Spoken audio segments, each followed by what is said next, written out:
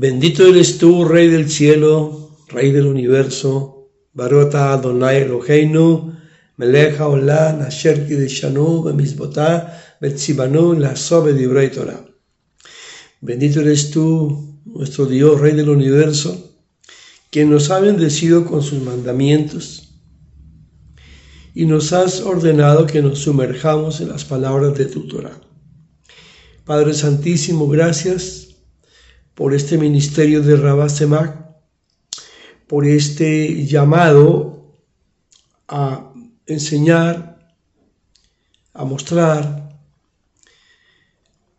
que todo lo que tú hablaste desde el monte Sinaí, desde los padres de la iglesia, de los patriarcas de la iglesia, hasta el día de hoy, es tu plan divino, es tu propósito, son las palabras de vida eterna.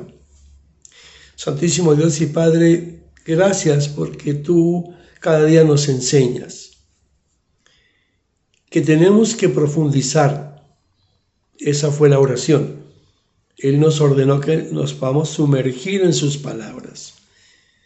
Padre Santísimo, gracias por todos mis amados, mis hermanos, que en este momento están atentos y pendientes de esta segunda entrega. Gracia y paz a todos. Shalom Aleichem, como le dijo un día Yeshua o Jesús de Nazaret a sus discípulos allí en ese aposento. Le dice eso: mi paz está en ustedes. Reciban entonces esa paz de Dios, el contentamiento, el gozo del Espíritu, de la santidad, y en el nombre de Yeshua. Y gracias te damos, Señor. Amén. Bueno, hermanos, respecto a esta carta de los Gálatas, es muy importante, pero muy importante, captar y entender lo que hasta el día de hoy no hemos podido ubicar. No dentro de la teología tradicional, que sea mala, no. Lo que pasa es que pasamos muy rápido por estos temas, por estas cartas. Entonces pensamos que, por ejemplo, la carta a los Gálatas es para todos. No. La carta a los Gálatas es especialmente para los que vivían en ese inmenso territorio llamado Galacia. Como la carta que Pablo le envió a Colosas, que es Colosenses, era para ellos. Las dos cartas de Corintios 1 y 2 a los hermanos o a los gentiles de Corinto. Y usted se da cuenta que las cartas tienen puntos específicos, tienen temas específicos. Entonces, lo que hoy leemos en Primera de Corintios no lo podemos aplicar a la iglesia de Tesalónica, ni a la de Éfeso. No se puede. Por eso hay que leer cada carta. Ahora, que de esas cartas hay principios, hay enseñanza, instrucción que nos sirve a todos para el día de hoy, excelente.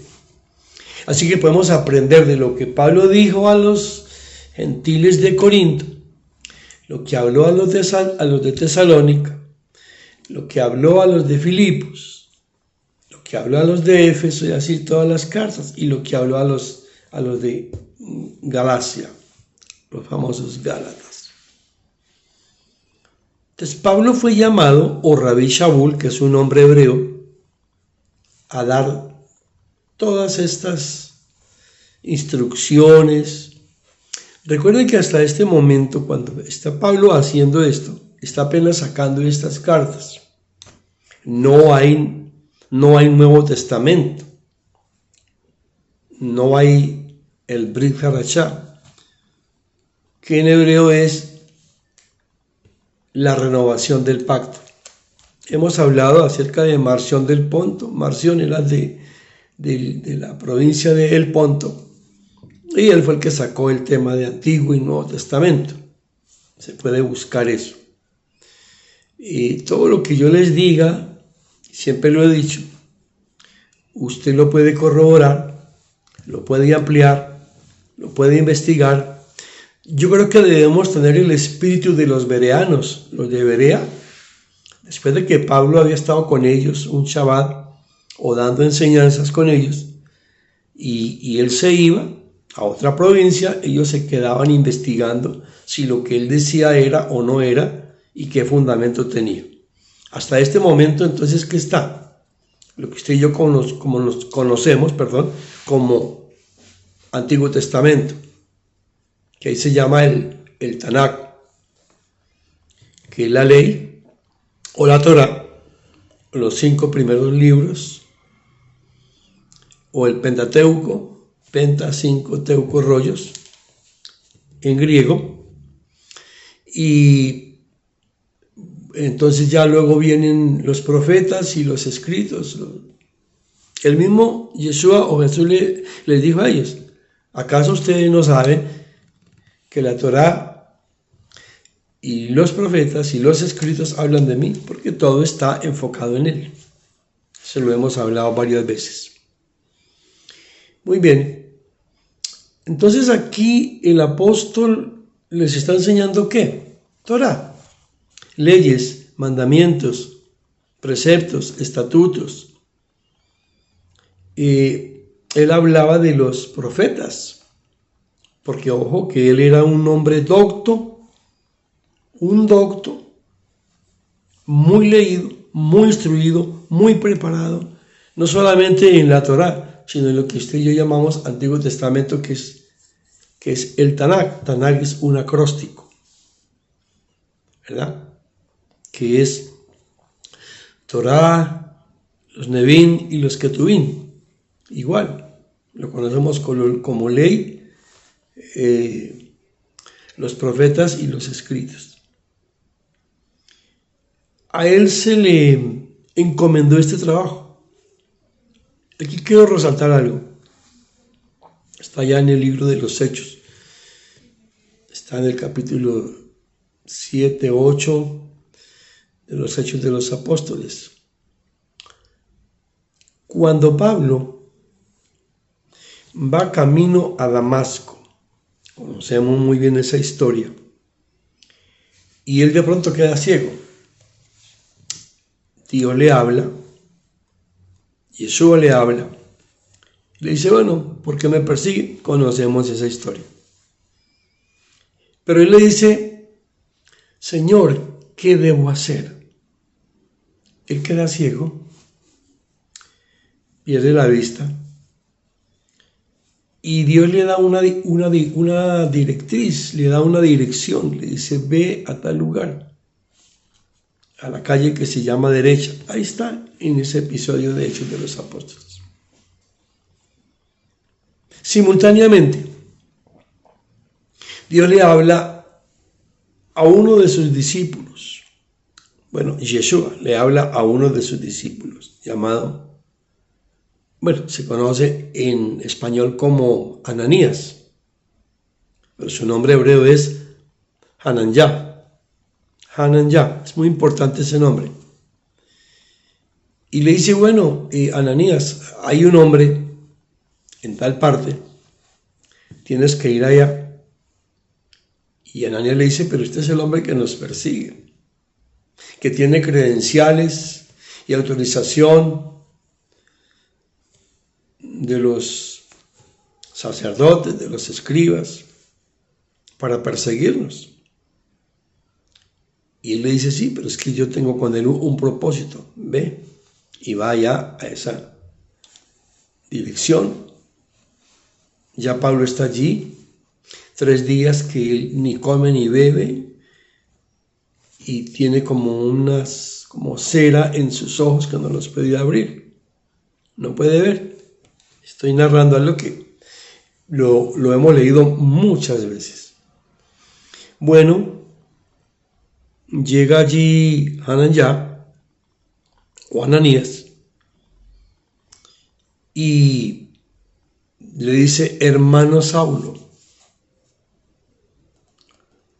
¿Por qué le dice hermano? Porque era uno de los nombres que esta comunidad de gentiles tenía. Les decían que eran secta, que las sectas de los del camino, que eran las sectas de los Meshijí, o los seguidores del Mashiach o del Mesías. Le decían los hermanos. Algunos le decían los justos. Y tenían varios nombres. Entonces él le dice, hermano Saulo. Pero aquí hay dos judíos, que es Ananías y Saulo, o Pablo. Ahí no hay un gentil, no hay. Y él le dice, el Señor te ha llenado del Espíritu y tiene una comisión para ti, hay que leerlo. Y cuando le está quitando las escamas de los ojos, él abre sus ojos y al primero que ve es a Hananya o Ananías. Lo primero que él vio físicamente fue el rostro de Ananías o Hananya. ¿Y qué significa Hananya? Hanan es la gracia y ya son las palabras que habla del nombre de Dios. O sea que lo primero que Pablo vio cuando abrió sus ojos, que le cayeron las escamas, fue la gracia de Dios. Eso a él le dio una inyección tremenda. Y de ahí salió él con una fuerza impresionante a contar y a decir que Yeshua o que el Cristo de Nazaret es el Mesías o el Mashiach. Conocemos esa historia. Lo que él nunca se imaginó es que Dios le diera la comisión de ir a los gentiles. Sin embargo, también le dice que él estaría dentro de los reyes o personajes de Judá o de Judea y los gentiles, que también iba a llevar enseñanza a los grandes doctos de Judá, o sea, a los judíos. No a todos, pero sí que él iba a tener contacto con algunos de ellos, de los más prominentes y de los más importantes. Porque a Pedro o a Kefa, a Pedro sí se le dio exactamente la comisión de ir a todos los judíos. ¿Ir a dónde? Pues a los que estaban en la dispersión o en la diáspora. Y ahí está, en las cartas o en las epístolas, o en los escritos de Pedro dice que él fue enviado a buscar a todos los judíos que están en la dispersión. Bueno, pues entonces aquí, y Pablo lo dice, que Pedro fue enviado a los de la circuncisión y él fue enviado a los de la incircuncisión. Entonces él fue enviado allá, a los gentiles, o sea, a los goyim, a los que no eran de una herencia ancestral hebrea o israelita, que no pertenecían a ninguna de las 12 tribus, que no pertenecían, que eran de las naciones, pero que estaban llegando a creer en el Dios de Israel. Entonces, él llega ahí. Siempre se ha dicho, o nos han enseñado, que cuando el apóstol Pablo aparece en escena, él fue quien llevó a los gentiles. No, cuando Pablo llega ya habían muchos, pero muchísimos gentiles en todas las sinagogas. Y si había dispersión judía o dispersión de los hebreos o de los israelitas, vamos a llamarlo, de los judíos, pues también había dispersión, habían en la diáspora, en esas provincias, también habían gentiles. Por eso es que cuando el apóstol Pablo llega a estas ciudades, porque él llegó a buscarlos, él no los llevó, él fue a buscarlos y los encontró allí. Y él llega y encuentra a judíos y encuentra a los gentiles, ¿verdad? A los Gersede y a los Gerdochá. Yo creo que lo explicamos la vez pasada. Y que por eso en el concilio de Jerusalén, llamado así, pues Pablo era como un propósito, decirle, bueno, hay tantos que hay que mirar a ver qué estatus se les puede dar a ellos para que sean aceptados sin tanto problema. Porque ya Pablo se había dado cuenta que estaban apareciendo ciertos personajes que después él llamó judaizantes, que pues querían imponer costumbres, tradiciones de los ancianos en una halajá muy judía. O sea, la halajá es la interpretación jurídica de la ley o de las leyes de Dios o de los mandamientos. Entonces habían varios fariseos, escribas, y dentro de los fariseos hay varios grupos, no todos eran así. Entonces querían imponer una interpretación jurídica con base en tradiciones, costumbres y mandamientos de hombres. Eso es lo que se llamó los takanot o los maasim. Bueno, Pablo llega allí y se da cuenta que algo tenía que hacer, y es lo que ocurrió en el episodio del capítulo 15 de Hechos de los Apóstoles. Y bueno, allí había un abogado, que era Santiago, y pues se resuelve que ellos solamente iban a cumplir los mandamientos, unos 5 o 6 mandamientos, que venían desde Noé. Eso después se amplió y entonces muchos siglos después, pues aparecieron lo que llamaron algunos ortodoxos los noágidas. Bueno, entonces hay y eso se puede leer muy bien en Hechos capítulo 15. Hay que leerlo ahí, no es el tema de hoy. Pero él les quiso dar un estatus de legalidad y le dijo es que es por fe. Es por creer, no por circuncidar el prepucio. Si hay un prepucio para circuncidar, debe ser el prepucio del corazón, dijo él. Y él llega a estas ciudades. Pero muy bien, en estas provincias, y dichas estas cosas, hay que saber por qué él se va con Bernabé o con Barnabá a estos viajes misioneros. Porque a él le llega la noticia de que en Jerusalén, allí donde estaban los apóstoles que habían caminado con Yeshua o con Jesús, y que habían discípulos, pero estaban como encerrados, y no había habido una explosión de poder como la que sí aparece en Hechos capítulo 2, cuando el derramamiento del poder y el fuego del Espíritu.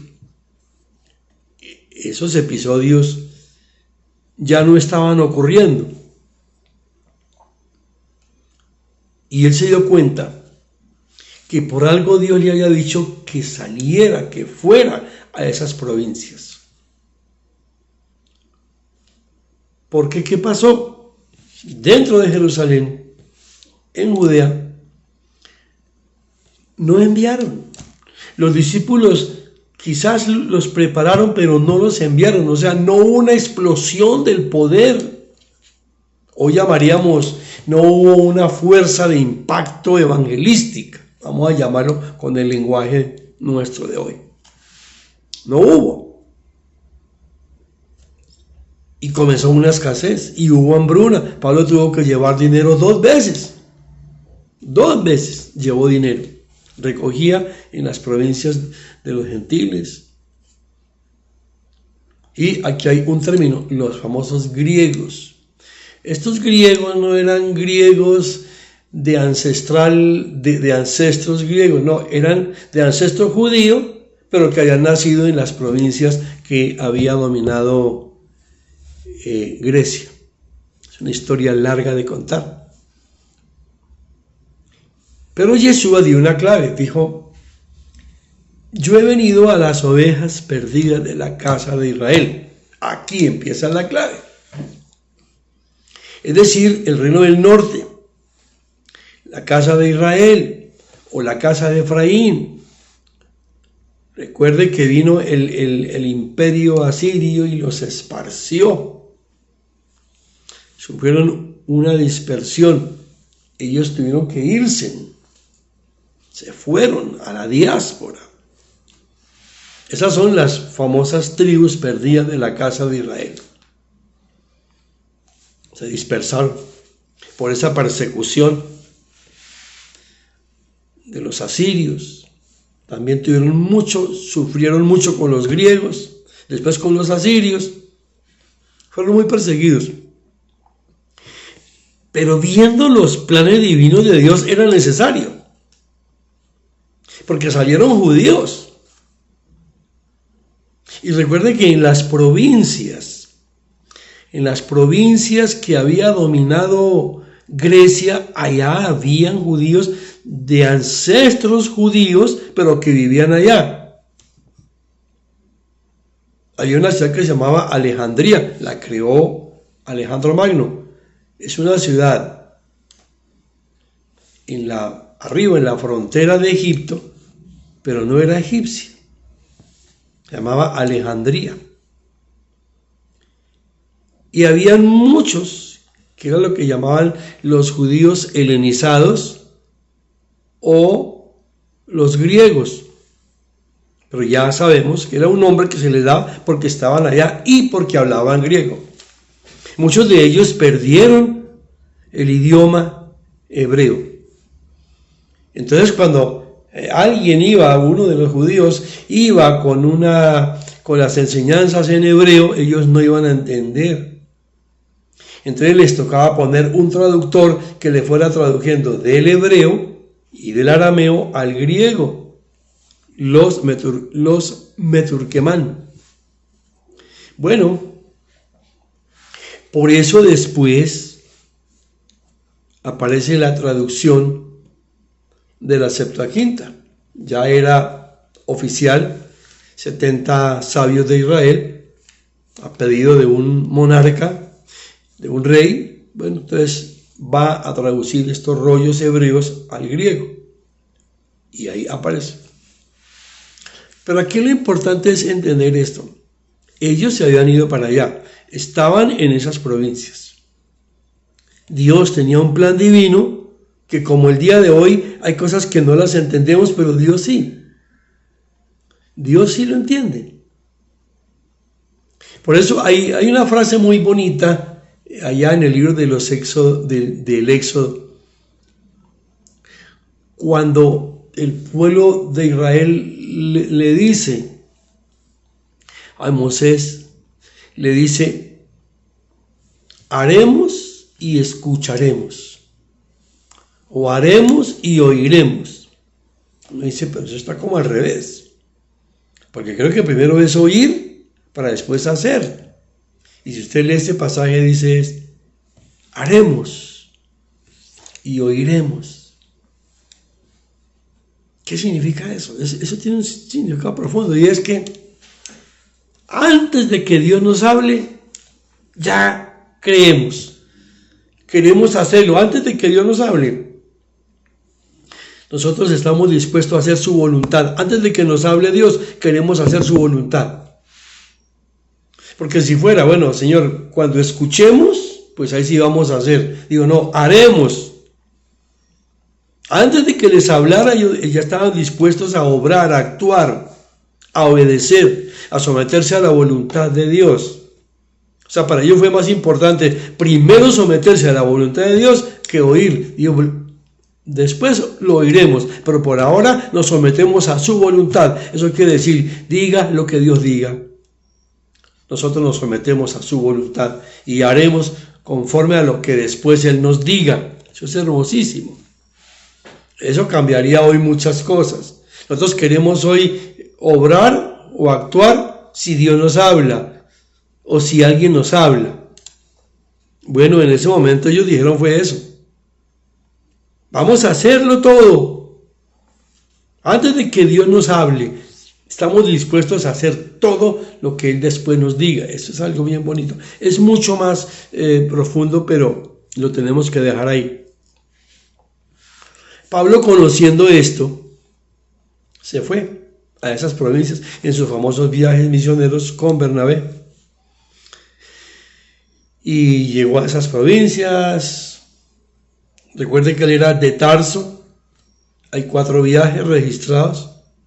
Inclusive en las Biblias están los mapitas con las líneas en rojo, otra línea en verde, otra línea en azul, mostrando los puntos específicos geográficos que él pasó.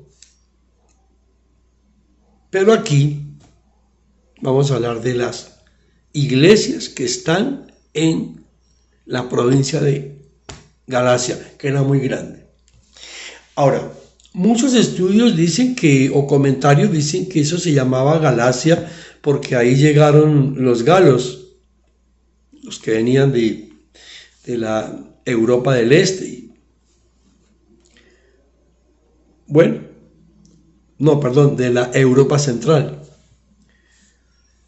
Y otros dicen que no, que ese nombre de Galacia pues tiene otro significado. El caso es que allí en esa grande provincia de Galacia, que es lo que hoy es Turquía, oye, eso es Turquía hoy, es el centro de Turquía y parte de la costa hacia el norte. Era muy grande esa provincia o ese territorio. En ese momento, este territorio de Galacia estaba dominado por los romanos o por el Imperio Romano. Pero ya tenía mucha historia, porque la dispersión, la diáspora comenzó mucho antes que los romanos tomaran eso en posesión. Bien, resumiéndolo, Pablo llega allí, a Galacia. Se encuentra con un panorama muy triste. Muy triste por una razón. Porque él se dio cuenta que estaban llegando muchos gentiles que querían abrazar la fe del Dios de Israel, que se sentían identificados, que se querían salir de estas herejías, de la idolatría más que todo, de esos dioses paganos, que querían salir de eso, de la idolatría y del paganismo, porque veían en el Dios de Israel, en sus mandamientos, algo muy hermoso que les movía. ¿Quién estaba ocasionando eso? El mismo Dios les puso esa inquietud. Pero aquí es donde él se da cuenta que ellos están en medio de 2 cosas muy difíciles, en medio de 2 situaciones. Por un lado, entonces aparecen los que no los dejan entrar con libertad, no los dejan entrar e ingresar con libertad, no los dejan, como rechazándolos, y les imponen mandamientos de hombres. Bueno, eso es cumpliendo una profecía de Ezequiel capítulo 20. Pues bien, no los quieren dejar entrar. O sea, le dicen sí, pero ustedes tienen que hacer esto y esto, tienen que cumplir la ley de Moisés, tienen que circuncidarse, tienen que cumplir con todos los preceptos, con todos los mandatos de los ancianos, con las costumbres y con las tradiciones. Les ponían muchas cargas, que pues no era así. Y por otro lado, estaban recibiendo como el asedio de los filósofos, porque recuerden que eso fue provincias griegas en su momento. Intervienen con la filosofía. El mismo Pablo tuvo que ver con los estoicos, con los epicúreos, con todas estas corrientes filosóficas, que era el pensamiento de Grecia, lo que había quedado ahí. Eso fue muy fuerte. Roma no pudo derrotar el pensamiento filosófico griego, no lo pudo derrotar.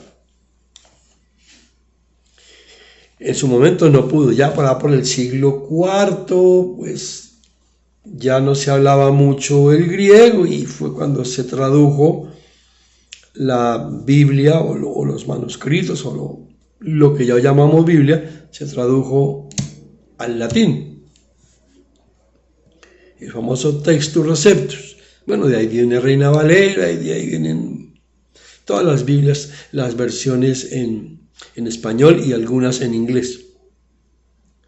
Pero en ese momento histórico, ¿por qué es muy importante entender esto de la historia? Porque ya uno se va no solamente contextualizando, sino que va obteniendo una visión, una panorámica. ¿Sí? Algo como un punto holístico, pues.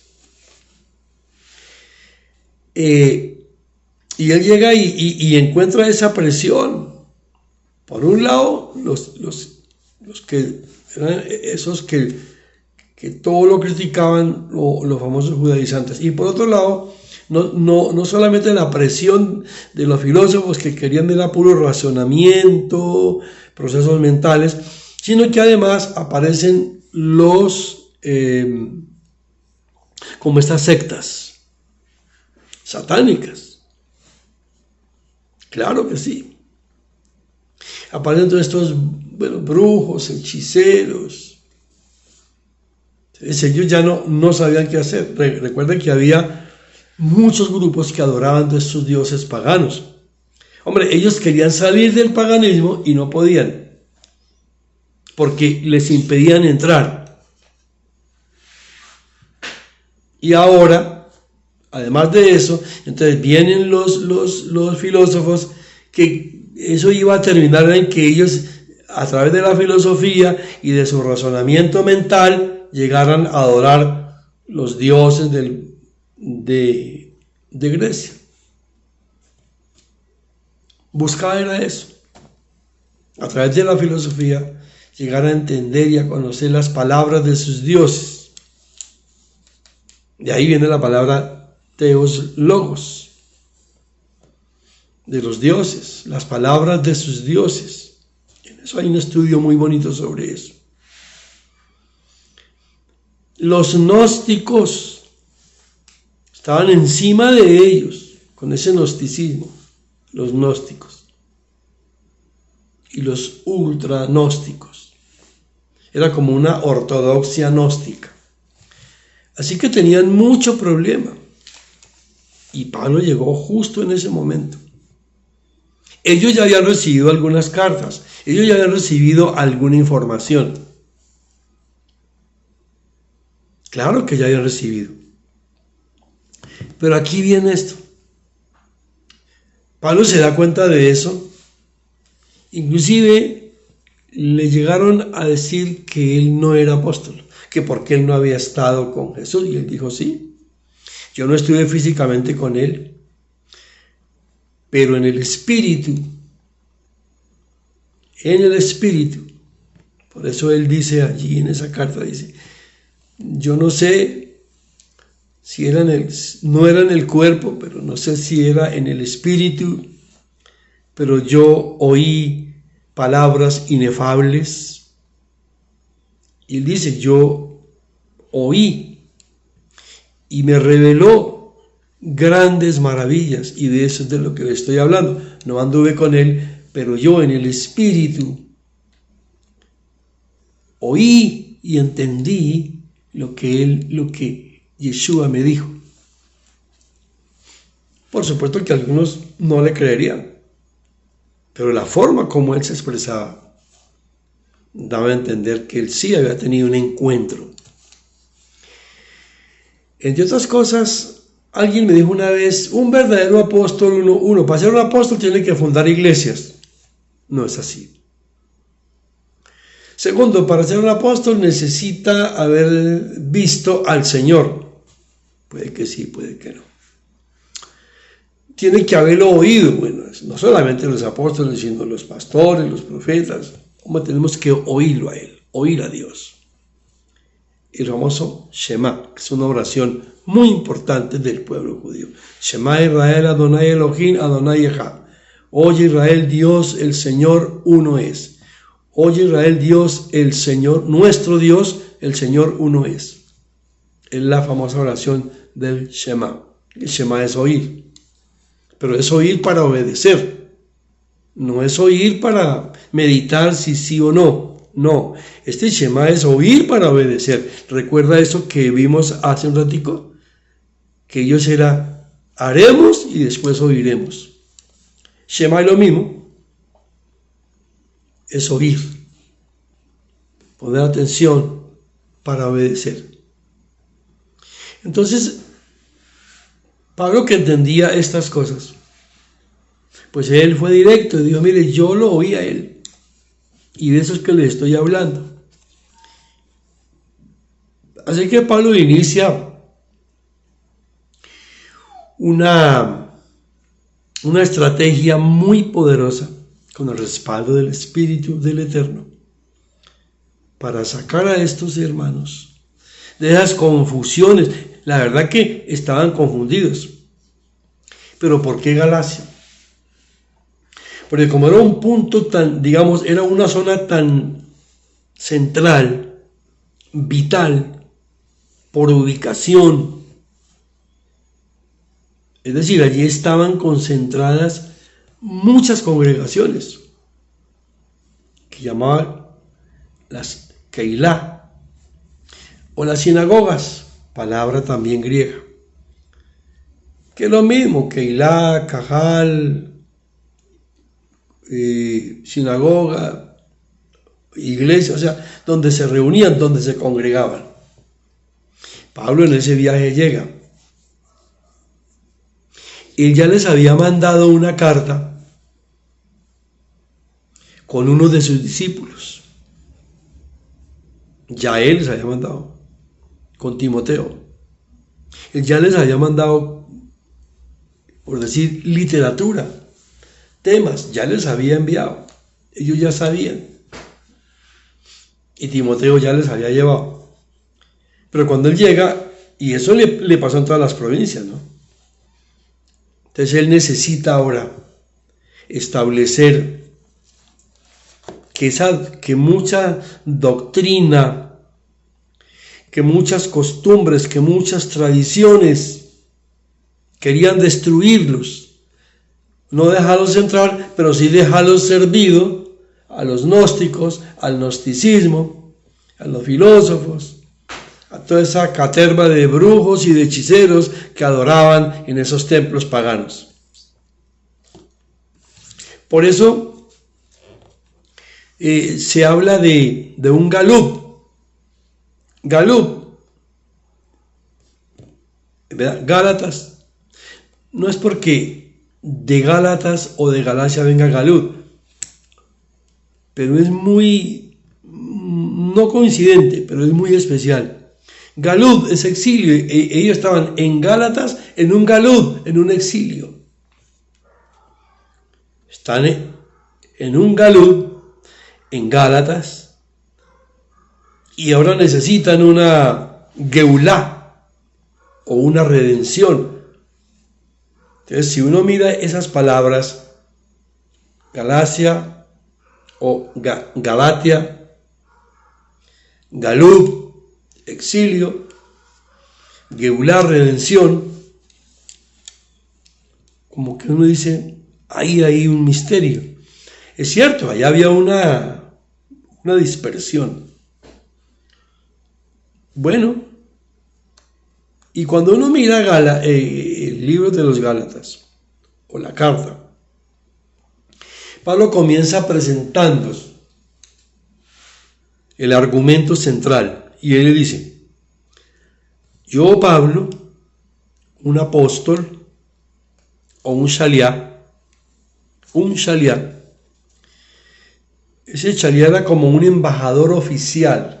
Esa palabra ya existía en el argot militar de los romanos, un enviado. Y él dice, yo, Pablo, un shaliach, como soy un enviado, por eso estoy aquí con un propósito, con un plan específico de parte de Dios.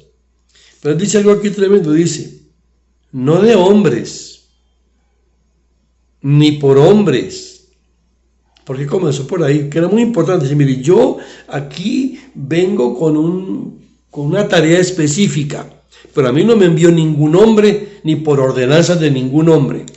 No me envió un concilio, no me envió una corte de justicia, no me envió un Beidim, no me envió un grupo de fariseos ni de escribas, no, a mí me envió Dios, es lo que le está diciendo. Uno, yo soy un shaliach, soy un enviado, soy como un embajador que vengo a hablar, no en mi nombre ni mis palabras, sino vengo enviado a hablar las palabras de aquel que me envió. Más o menos ese es el mensaje. Es mucho más profundo. Por eso le dice, no de hombres, ni por hombre. Y dice clarito, sino por Yeshua el Mashiach, o por Cristo el Mesías. Él es el que me envía a ustedes. Entonces comienza desbaratándoles cualquier argumento, porque fíjense que el imponer, hacer la imposición de los mandamientos de hombres era lo que el hombre decía. Ellos oían y veían que lo que tenían que hacer era lo que los hombres decían. No solamente del lado de los judíos o de los judaizantes, sino también de los filósofos, porque se presentaban epicúreos, estoicos, los idealistas, existencialistas, entonces, las distintas corrientes. También los gnósticos. Entonces, ¿por qué conocían los grupos? Porque se identificaba cada grupo, la fuerza del hombre. Pero Pablo dice, no, un momentico. Yo sí soy un enviado, vengo con un propósito, pero a mí no me envió nadie más sino Yeshua.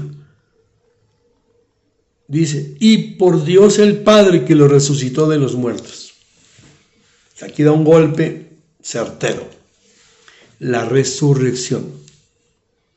Porque habían varios grupos de estos escribas y de fariseos, algunos, sobre todo los saduceos, no creían en la resurrección.